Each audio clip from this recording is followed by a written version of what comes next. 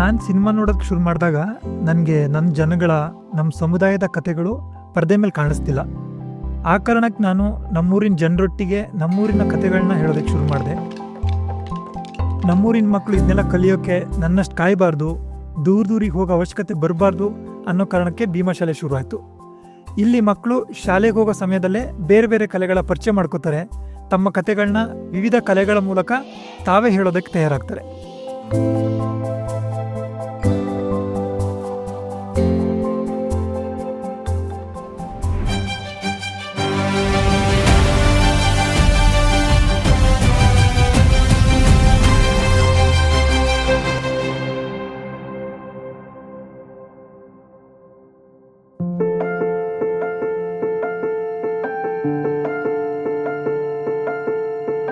ನಮಸ್ಕಾರ, ನನ್ನ ಹೆಸರು ನವೀನ್ ತೇಜಸ್ವಿ. ನಮ್ಮೂರು ಶಿವಮೊಗ್ಗ ಜಿಲ್ಲೆ ಸೊರಬ ತಾಲೂಕಿನ ಹೊಸಬಾಳೆ ಗ್ರಾಮ. ನನ್ನ ವಯಸ್ಸು 29. ನಾನೊಬ್ಬ ಬರಹಗಾರ, ಸಿನಿಮಾ ನಿರ್ದೇಶಕ ಮತ್ತು ಸಂಗೀತಗಾರ. ನಾನು ನಮ್ಮ ಹೊಸಬಾಳೆ ಗ್ರಾಮದಲ್ಲಿ ಭೀಮಶಾಲೆ ಅಂತ ಒಂದು ಮಕ್ಕಳ ಕಲಾ ಕೇಂದ್ರ ನಡೆಸ್ತೀನಿ. ಮಕ್ಕಳಿಗೆ ಕಲೆಯ ಶಿಕ್ಷಣವನ್ನು ಕೊಡುವ ಉದ್ದೇಶ ಈ ನಮ್ಮ ಸಂಸ್ಥೆದಾಗಿದೆ.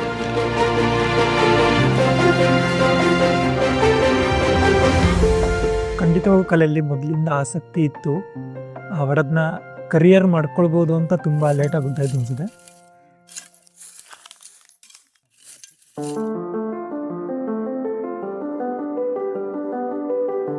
ನಮ್ಮ ಮನೇಲಿ ಫಸ್ಟು ಕಾಲೇಜಿಗೆ ಸ್ಕೂಲಿಗೆ ಹೋಗ್ತಿರೋದು ನಾನು ಆಗಿದ್ದಕ್ಕೆ ಒಂದಿಷ್ಟು ಗೊತ್ತಿಲ್ಲದೆ ರೀತಿ ಒಂದಿಷ್ಟು ಪ್ರೆಷರ್ಗಳಿತ್ತು. ನನಗೆ ಚೆನ್ನಾಗಿ ಓದಬೇಕು, ಕನ್ವೆನ್ಷನಲ್ ಕೆಲಸಕ್ಕೆ ಹೋಗ್ಬೇಕು, ದುಡಿಬೇಕು ಅಂತ.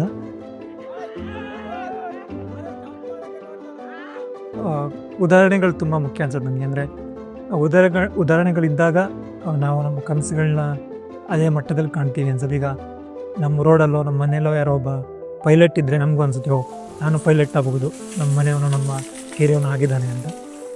ಬಟ್ ಸ್ವಲ್ಪ ಉದಾಹರಣೆಗಳ ಕೊರತೆ ಇತ್ತು ಅಂತ ಅನ್ಸುತ್ತೆ ನನಗೆ.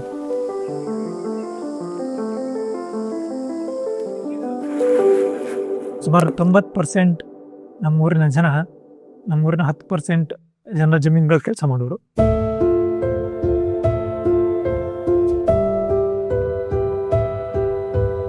ಈಗ ನಮ್ಮ ಅಪ್ಪನೇ ತಗೊಂಡ್ರೆ, ನಮ್ಮಪ್ಪ ಸುಮಾರು ಒಂದು 20 ವರ್ಷಗಳ ಕಾಲ ಒಬ್ಬರ ಮನೆಯಲ್ಲಿ ಜೀತ ಮಾಡಿದ್ದಾರೆ. ಸೊ ಈ ಥರ ಎಲ್ಲರದ್ದು ಅದೇ ಕತೆ. ಸೊ ನನ್ನ ಸ್ನೇಹಿತರು ಕೂಡ ಸುಮಾರು ಜನ ಇನ್ನೂ ಅದೇ ಚೈನನ್ನೇ ಫಾಲೋ ಆಗ್ತಿದೆ. ಅನ್ಫಾರ್ಚುನೇಟ್ಲಿ ನನಗಂದರೆ ಅದು ಬೇಡ ಆಗಿತ್ತು. ಅಂದರೆ ಯಾವುದೋ ಮನೇಲಿ ಹೋಗಿ ಕೆಲಸ ಮಾಡೋದು, ಅದು ನೋಡ್ತಿರ್ತೀವಲ್ಲ ಊರಲ್ಲಿ, ಇದು ಬೇಡ ಅಂತ.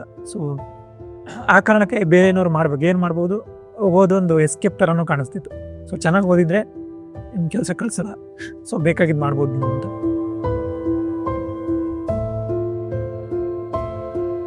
ಬಟ್ ಓದಿನ ಜೊತೆಗೆ ಕಲೆ ಆಸಕ್ತಿ ಅಂತ ಯಾವಾಗಲೂ ಇತ್ತು. ಯಾಕಂದರೆ ಹೈಸ್ಕೂಲಲ್ಲಿ ಕತೆ ಬರೆಯೋ ಸ್ಪರ್ಧೆ ಇಟ್ಟರೆ, ಕವನ ಬರೆಯೋ ಸ್ಪರ್ಧೆ ಇಟ್ಟರೆ, ಪ್ರಬಂಧ ಬರೆಯೋ ಸ್ಪರ್ಧೆ ಇಟ್ಟರೆ ನಂಗೆ ಯೂಶಲಿ ಪ್ರೈಸ್ ಬರ್ತಿತ್ತು. ಫಸ್ಟ್ ಅದು ಸೆಕೆಂಡ್ ಹತ್ರ ಬರ್ತಾನೆ ಇತ್ತು. ಸೊ ಒಂದು ಕಲೆ ವಾತಾವರಣ ಖಂಡಿತವಾಗೂ ಊರಲ್ಲಿತ್ತು. ನೀವು ಅಕಾಡೆಮಿಕ್ ಕಲಿಬೇಕು ಅಥವಾ ಏನಾದರೂ ಒಂದು ಕಲೆನ ಒಂದು ಶೈಕ್ಷಣಿಕವಾಗಿ ಕಲಿಬೇಕು ಅಂದರೆ ಒಂದು ಜಾಗ ಅಂತ ಏನಿರಲಿಲ್ಲ. 2 ಕಾರಣಕ್ಕೆ ಆಗ್ತಿರಲಿಲ್ಲ. ಒಂದು, they couldn't afford. It's a question of privilege ಅಲ್ವಾ. ಪ್ರಿವಿಲೇಜ್ ಏನು ಅಂತ ನೋಡಿದ್ರೆ, ನಮ್ಮ ಹತ್ರ ಎಷ್ಟು ದುಡ್ಡಿದೆ, ಎಷ್ಟು ಸಮಯ ಇದೆ ಅನ್ನೋದೇ ಹೆಚ್ಚಿನ ಸರಿ ಪ್ರಿವಿಲೇಜ್ ಆಗಿಬಿಡುತ್ತೆ. ಸೊ ಅಪ್ಪ ಅಮ್ಮಂಗೆ ಪಾಪ ಅವ್ರು ಬೆಳಗ್ಗೆ 6 ಗಂಟೆ ಕೆಲಸಕ್ಕೆ ಹೋದರೆ ಬರೋ ಸಂಜೆ 6 ಗಂಟೆ, ದುಡ್ಡು 100 ರೂಪಾಯಿ 200 ರೂಪಾಯಿ. ಅದು ಬಿಟ್ಟಾಗಿ ಆ ವಾತಾವರಣ ಬೇಕಲ್ವ, ಅಂದರೆ ಕಲಿಸ್ಬೇಕು ನಾವು ಅಂತ. ಇದೆಲ್ಲದ್ರ ಕೊರತೆಯಿಂದ ಅದು ಕಷ್ಟ ಇತ್ತು.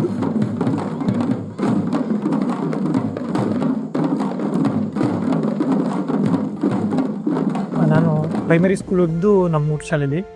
ಹೈಸ್ಕೂಲು ಸರ್ಬಾ ಜೂನಿಯರ್ ಕಾಲೇಜಿಗೆ ಹೋದೆ. PUC ಶಿವಮೊಗ್ಗ DVS ಕಾಲೇಜಿಗೆ ಹೋದೆ. ಆಮೇಲೆ ಡಿಗ್ರಿ ಬೆಂಗಳೂರಿಗೆ. ಒಂದು ಕಾಲ ಊರು ನೋಡಬೇಕು, ಬೇರೆ ಬೇರೆ ಊರು ನೋಡಬೇಕು ಅನ್ನೋದು.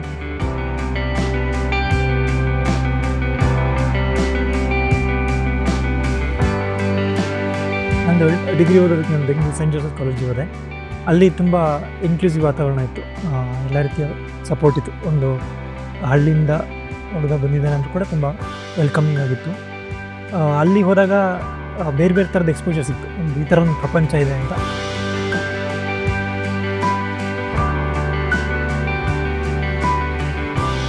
ನನಗೆ ಸಿನಿಮಾ ಅಂದರೆ ಕನ್ನಡ ಪಿಕ್ಚರ್ ನಮ್ಮೂರಲ್ಲಿ ನೋಡಿದ್ದು, ಬೇರೆ ಗೊತ್ತಿರಲಿಲ್ಲ.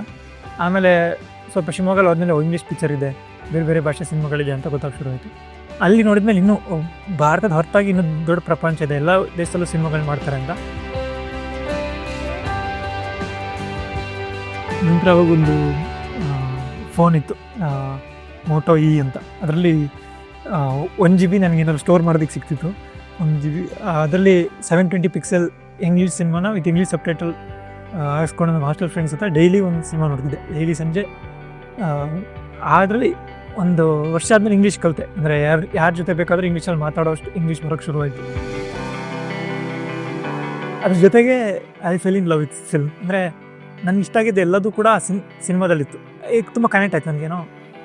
ಕತೆ ಹೇಳಿದ್ರೆ ಇದ್ರಲ್ಲಿ ಹೇಳಬೇಕು, ಇದರಲ್ಲಿ ತುಂಬ ಪವರ್ಫುಲ್ ಮೀಡಿಯಮ್ ಇದು ಅಂತ ನೋಡ್ತಿದ್ದೆ. ಕನ್ನಡ ಸಿನಿಮಾಗಳನ್ನ ನೋಡಿದ್ರು ಕೂಡ ನಾನು ಬರ್ತಿರೋ ಜಾಗದಿಂದ, ನಾನು ಬರ್ತಿರೋ ಸೋಷೋ ಎಕನಾಮಿಕ್ ಗ್ರೂಪಿಂದ, ಸೆಕ್ಷನಿಂದ ಕತೆಗಳು ನಂಗೆ ಕಾಣಿಸ್ತಿರಲಿಲ್ಲ, ಇವತ್ತು ಕಾಣಿಸಲ್ಲ. ನಮ್ಮ ಜೀವನ ಸಿನಿಮಾಗೆ ಸಾಧ್ಯ ಇಲ್ಲ. ನಮ್ಮೂರಲ್ಲಿರೋ ಒಬ್ಬನು ಕೂಡ ಅವನ ಕತೆನೂ ಕೂಡ ಒಂದು ಸಿನಿಮಾ ಆಗ್ಬೋದು ಅನ್ನೋ ಒಂದು ಕಲ್ಪನೆ ಇರಲಿಲ್ಲ ನನಗೆ.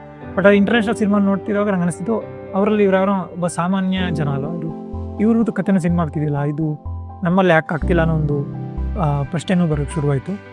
ಸೊ ಆಗ ಸಿನಿಮಾ ಮಾಡೋದಕ್ಕೆ ಶುರು ಮಾಡಿದೆ.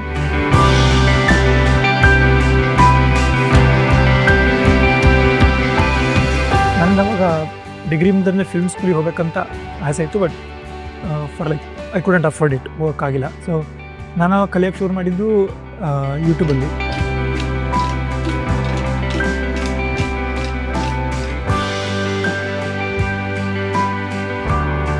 ನಾನು ಒಬ್ಬನೇ ಸಾಧ್ಯ ಇಲ್ಲ ಅಲ್ವಾ, ಅಂದರೆ ಒಬ್ಬರಿಂದ ಏನು ಮಾಡೋಕ್ಕಾಗಲ್ಲ, ಕ್ಯಾಮ್ರಾ ಇಲ್ಲ, ಆ್ಯಕ್ಟ್ರಿಗೆ ಕೂಡ ದುಡ್ಡಿಲ್ಲ, ಏನು ಮಾಡೋದು ಅಂತ ಮಾಡಿದಾಗ ನಮ್ಮೂರಲ್ಲೇ ಮಾಡ್ಬೋಣ ಅಂತ ಒಂದು ಯೋಚನೆ ಬಂತು.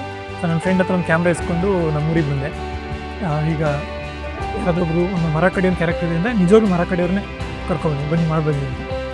ಶಾಲೆ ಹುಡುಗರಾಗ ನಿಜವಾಗ್ಲೂ ನಮ್ಮ ಶಾಲೆ ಹುಡುಗರನ್ನ ಕರ್ಕೊಬಂದೆ, ಬನ್ನಿ ಆ್ಯಕ್ಟಿಂಗ್ ಮಾಡೋಣ. ಸೊ ನಮ್ಮೂರಲ್ಲಿ ಸೇರೆಲ್ಲ ಸಿನಿಮಾ ಮಾಡಿದ್ವಿ.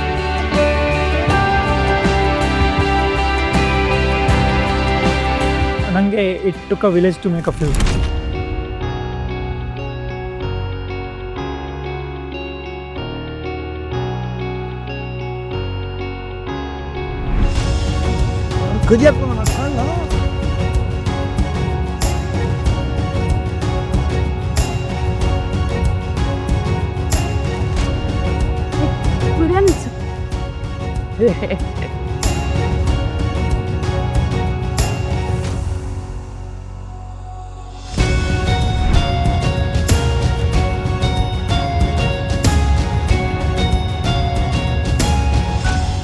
ಲಿಟ್ರಲಿ ಇಲ್ಲಿವರೆಗೆ ನಮ್ಮೂರಲ್ಲಿ ನನ್ನ ಸಿನಿಮಾಗಳಲ್ಲಿ ಸುಮಾರು 100ಕ್ಕೂ ಹೆಚ್ಚು ಜನ ಭಾಗವಹಿಸಿದ್ದಾರೆ.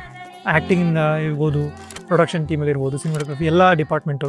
4 ವರ್ಷದ ಮಕ್ಕಳು ಇದ್ದಾರೆ, 70 ವರ್ಷದವರು ಇದ್ದಾರೆ. ಸೊ ಇದು ಕಮ್ಯುನಿಟಿ ಎಫರ್ಟ್ ಇಂದನೇ ಸಾಧ್ಯ ಆಗಿದೆ.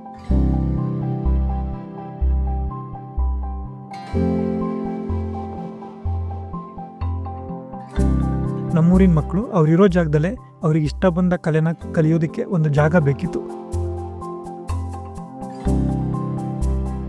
ಆ ಜಾಗನೇ ಭೀಮಶಾಲೆ. ನಾನು ಭೀಮಶಾಲೆಗೂ ಒಂದು ಕಮ್ಯುನಿಟಿ ಎಫರ್ಟೇ ಬೇಕು ಅಂತ ನಂಗೆ ಅನಿಸ್ತು. ಮಕ್ಕಳಿಗೆ ಹಾಡು ಕಲಿಬೇಕು, ನಾಟಕ ಕಲಿಬೇಕು, ಗಿಟಾರ್ ಕಲಿಬೇಕು, ಪಿಯಾನೋ ಕಲಿಬೇಕು, ಸಿನಿಮಾ ಮಾಡೋದು ಕಲಿಬೇಕು, ಫೋಟೋಗ್ರಫಿ ಕಲಿಬೇಕು, ಎಲ್ಲದನ್ನೂ ಕಲಿಬೇಕು ಅಂತ. ಯಾರಿಗ್ಯಾರು ಕಡಿಮೆ ಇಲ್ಲ, ಜಾಸ್ತಿ ಇಲ್ಲ ಅನ್ನೋ ಥರ. ಸೊ ನಾನು ಟೋಟೋ ಪ್ರಶಸ್ತಿ ಗೆದ್ದಾಗ ಅದ್ರ ಜೊತೆಗೆ 60,000 ರೂಪಾಯಿ ದುಡ್ಡು ಕೊಡ್ತಾರೆ. ಈ ದುಡ್ಡನ್ನು ನಮ್ಮೂರಲ್ಲಿ ಏನಾದ್ರು ಮಾಡೋದಕ್ಕೆ ಉಪಯೋಗಿಸೋಕ್ಕಿಂತ ಅದಕ್ಕಿಂತ ದೊಡ್ಡದು ಏನೋ ಕಾಣಿಸ್ತಿದೆ ನಮಗೆ. ಸೊ ಒಂದು ಲೈಬ್ರರಿ ಇದೆ, ಇದು ಸ್ಪೇಸು. ಆಮೇಲೆ ನಾವು ವೀಕೆಂಡಲ್ಲಿ ಮಕ್ಕಳು ಫ್ರೀ ಇದ್ದಾಗ ಅಥವಾ ಮಕ್ಕಳಿಗೆ ರಜೆ ಇದ್ದಾಗ 1 ದಿವಸದ್ದು 2 ದಿವಸ ವರ್ಕ್ಶಾಪ್ಗಳು ಮಾಡ್ತೀವಿ. ಅದು ಬಿಟ್ಟರೆ ಬೇಸಿಗೆಯಲ್ಲಿ ಶಿಬಿರ ಮಾಡ್ತೀವಿ ನಾವು, ಸ್ವಲ್ಪ ದೊಡ್ಡ ಮಾಡ್ತಾರೆ. ಆಮೇಲೆ ಕಡೆ ದಿವಸ ನಾವು ಭೀಮ ಹಬ್ಬ ಅಂತ ಮಾಡ್ತೀವಿ. ಮಕ್ಕಳು ಏನೇನು ಕಲ್ತಿರ್ತಾರೋ ಅದನ್ನೆಲ್ಲ ಪರ್ಫಾರ್ಮ್ ಮಾಡ್ತಾರೆ. ಹೋದ ವರ್ಷ ನಾಟಕ ಮಾಡಿದರು, ತಂಟೆ ಬರ್ಸಿದ್ರು, ಡೋಲ್ ಬರ್ಸಿದ್ರು, ಏನೋ ಪ್ಲೇ ಮಾಡಿದರು, ಈ ರೀತಿಯಾಗಿ. ಬಟ್ ಅದ್ರದ್ದು ಆ ಕನಸು ಮತ್ತು ಅದನ್ನ ನನಸು ಮಾಡೋ ಮಧ್ಯ ಒಂದು ಮಟ್ಟದ ಸ್ಟ್ರಗಲ್ ಇತ್ತು ಡೆಫಿನೆಟ್ಲಿ. ಯಾಕಂದರೆ ಸಿಸ್ಟಮೆಟಿಕ್ಕಾಗಿ ಒಂದು ರೆಸಿಸ್ಟೆನ್ಸ್ ಇರುತ್ತೆ, ಕಮ್ಯುನಿಟಿ ರೆಸಿಸ್ಟೆನ್ಸ್ ಇರುತ್ತೆ, ಫಂಡಿಂಗ್ಗಳ ಸಮಸ್ಯೆಗಳಿರುತ್ತೆ. ಫಂಡಿಂಗ್ ಸಮಸ್ಯೆಗೆ ನಾನು ಕ್ರೌಡ್ ಫಂಡ್ ಮಾಡಿದೆ. ಸುಮಾರು ಜನ ಮುಂದೆ ಬಂದರು, ನನ್ನ ಸ್ನೇಹಿತರುಗಳು 100 ಜನ. ನಾನು ಕೆಲವ್ರನ್ನ ಮೀಟ್ ಕೂಡ ಮಾಡಿದ್ದೆ. ನನಗೆ ಗೊತ್ತು, ಅವರು ಸೋಷಿಯಲ್ ಮೀಡಿಯಾ ಪರಿಚಯ ಬಿಟ್ಟರೆ ನನಗೆ ಆ್ಯಕ್ಚುಲಿ ಗೊತ್ತು ಕೂಡ ಇಲ್ಲ. ಅವರು ಆ ರೀತಿ ಸಹಾಯ ಮಾಡಿದ್ರು. ಆಮೇಲೆ ತುಂಬ ಜನ ಪುಸ್ತಕಗಳನ್ನ ಕಳಿಸ್ಕೊಟ್ರು.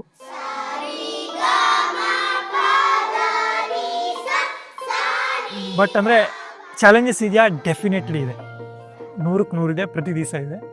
ಮಕ್ಕಳಿಗೆ ಅದು ಸಾಧ್ಯ ಆಗ್ತಿದೆ ಅನ್ನುವಂಥ ಬೇರೆ ಚಾಲೆಂಜ್ಗಳೆಲ್ಲ ನಡೆಯುತ್ತೆ, ಅದು ನಾವು ಫೇಸ್ ಮಾಡ್ಬೋದು ಇದನ್ನ.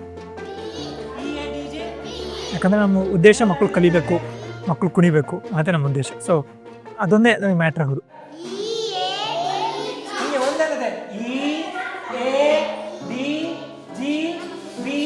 ಭೀಮಾಶಾಲೆಗೆ ನಮ್ಮ ಫ್ರೆಂಡ್ಸ್ ಎಲ್ಲ ಮನೆಗಿದ್ದಾರೆ ಮತ್ತೆ ಬರ್ತಾರೆ, ಫ್ರೆಂಡ್ಸ್ ಎಲ್ಲ ಮಾತಾಡಿಸ್ಬೋದು, ಅದಕ್ಕೆ ಭೀಮಾಶಾಲೆ ಚೆನ್ನಾಗಿ.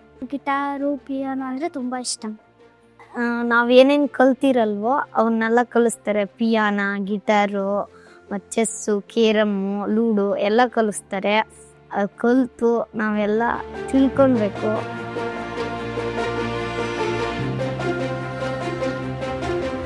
ನಮ್ಮ ಜನ್ರೇಷನಿಗೆ ಅದು ಸಿಗಲಿಲ್ಲ. ಬಟ್ ಯಾರಾದರೂ ಒಬ್ಬರು ಮಾಡಬೇಕು ಅಂದರೆ, ಯಾರೋ ವಿ ಆಲ್ವೇಸ್ ಥಿಂಕ್ ಲೈಕ್ ಯಾರೋ ಒಬ್ರು ಬಂದು ಏನೋ ಮಾಡಿಬಿಡ್ತಾರೆ, ಸರಿಯಾಗಿ ಬಿಡುತ್ತೆ ಇಲ್ಲ ಅಂತ. ಹೆಚ್ಚಿನ ಸರಿ ಯಾರೂ ಬರೋಲ್ಲ. ನಾವೇ ಏನಾದ್ರು ಮಾಡ್ಬೇಕಂದ್ರೆ ನಾವೇ ಬದಲಾವಣೆ ಮಾಡಬೇಕು. ಬಟ್ ಅದು ಒಬ್ಬರಿಂದನೇ ಆಗಲ್ಲಂತೂ ನನಗೆ ಗೊತ್ತಿತ್ತು. ಅದಕ್ಕೊಂದು ಸಮೂಹನೇ ಬೇಕು. ಭೀಮಾಶಾಲೆ ನವೀನ ನಡೆಸ್ತಾನೆ ಅಂತ ಹೊರಗಡೆ ಅನಿಸ್ಬೋದು, ಬಟ್ ಅದು ಹೆಚ್ಚಿನ ಭಾಗ ಅದು ಸತ್ಯ ಅಲ್ಲ ಅನ್ಸುತ್ತೆ ನಮ್ಗೆ. ಯಾಕಂದರೆ ಕಣ್ಣಿಗೆ ನಾನು ಕಾಣ್ಬೋದು, ಬಟ್ ನನ್ನಿಂದ 100 ಜನ 200 ಜನ ಇದ್ದಾರೆ ಇದು ಈ ಕೆಲಸಗಳಾಗೋದಕ್ಕೆ. ಅವ್ರು ಎಲ್ಲೆಲ್ಲಿಂದನೂ ಬರ್ತಾರೆ, ಯಾರಿಂದ ಬರ್ತಾರೆ, ಇಲ್ಲಿ ಕ್ಲಾಸ್ಗಳು ತೊಗೊತಾರೆ. ಬೇಸಿಗೆ ಶಿಬಿರ ಮಾಡಿದಾಗ ಇಲ್ಲೇ ಬಂದಿರ್ತಾರೆ ಮಕ್ಕಳ ಜೊತೆಗೆ, ವಾರಗಟ್ಟಲೆ ಬಂದು ಹೇಳ್ಕೊಡ್ತಾರೆ. ಸೊ ಈಗ ನಡೀತಾ ಇದೆ, ಖುಷಿ ಇದೆ. ಬಟ್ ಇನ್ನು ತುಂಬ ಕೆಲಸ ಮಾಡೋದಿದೆ. ಸೊ ಇದು ತುಂಬ ಬಿಗಿನಿಂಗ್ ಅನಿಸುತ್ತೆ.